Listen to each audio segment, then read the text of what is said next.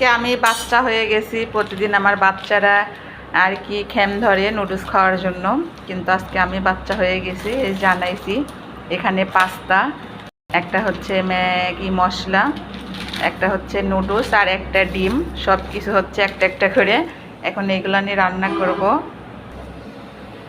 এই যে গরম পানি কিন্তু বসিয়ে দিয়েছি। বাবারে অনেক গরম।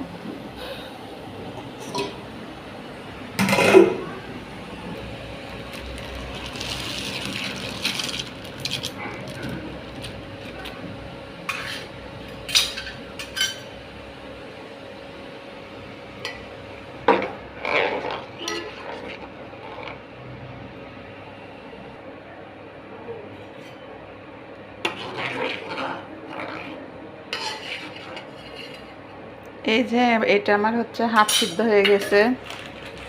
এখন নুডলস দিয়ে দিব।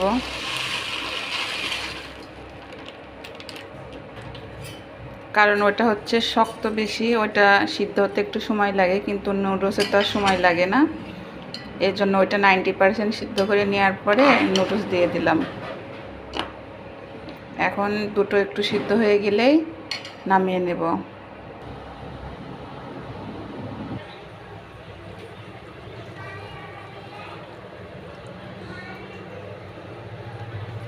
কতটা ঝরঝরে হয়েছে।